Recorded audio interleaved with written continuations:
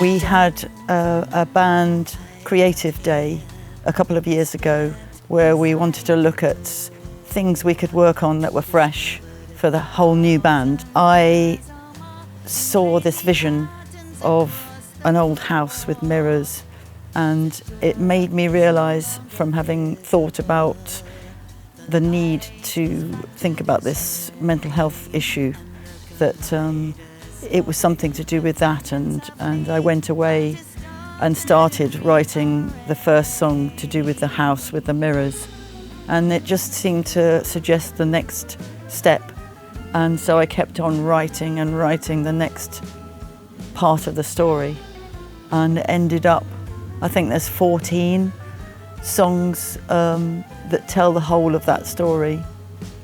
We've got a whole new team post-lockdown. It's really fun when we meet up and rehearse and do gigs. We're just enjoying it.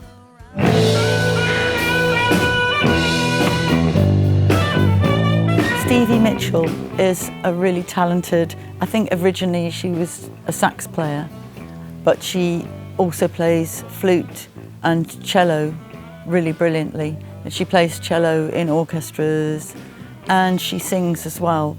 She's got a lovely voice. And I asked her because, well, I knew she was talented and I thought she might be interested.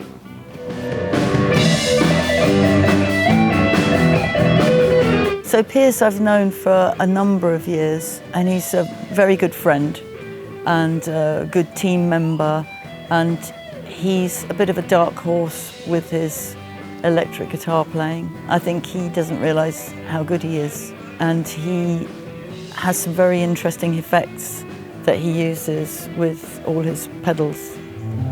I asked Keith Buckman if he'd like to play with the band, thinking that he might be a bit too busy, and it was a really nice, pleasant surprise when he was interested to play with Kindred Spirit. He brings very solid bass playing, and he also is a bit of a perfectionist.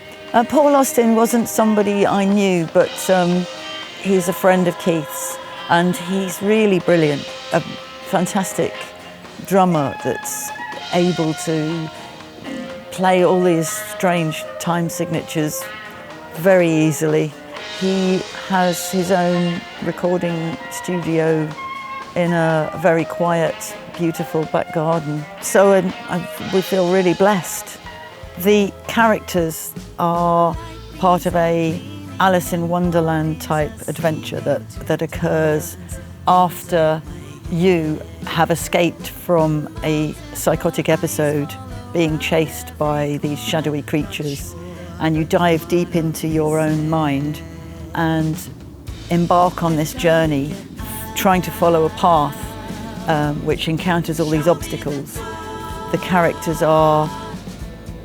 some of them are from prog rock bands who have characters in their title, like We Meet a Griffin, so that's from the 70s prog rock band Griffin, and Spriggan Mist, We Meet a Spriggan.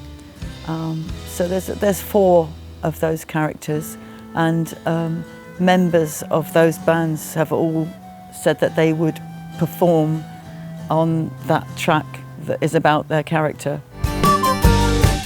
Spriggan Mist, I've known them for a number of years. There's a lot of showmanship and costume, so I thought it would be fun to have the Spriggan bringing on a mist and creating a problem for our character in the woods. Chris plays keyboards and mandolin and sings. He is a kind of Treebeard himself. He also has a band called Treebeard, and the Treebeard in our story is a bit like a part man, part tree, a bit like an Ent from Lord of the Rings, and he meets you in the woods and tries to help guide you the way through and to carry on the journey. crackling with energy. I really like Stuckfish, the music. I think it's brilliant. And Phil Stuckey has an incredible voice. The Stuckfish isn't actually a creature. It's not intended to be a creature. It's actually from the names of Phil Stuckey and Adrian Fisher stuck together. I thought it would be fun to have a Stuckfish in the story, and I had a chat with Phil about what we thought a Stuckfish would be like, and we decided that it would be like a fishy kind of unicorn. So it has a magical horn, and well, I decided where it was going to live in this lake, and it has various magical characteristics which will come out in the story.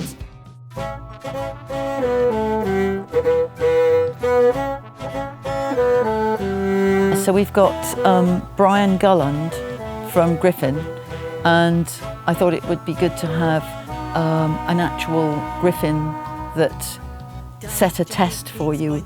And griffins, I had a research into griffins, and apparently they guard a treasure, and they're usually found on mountains. So when you climb up the mountain in the story, at the top you meet the griffin. And Brian, he's this amazing wind player in Griffin, so he has recorded his bassoon playing and his recorders, two different types of recorder for our track.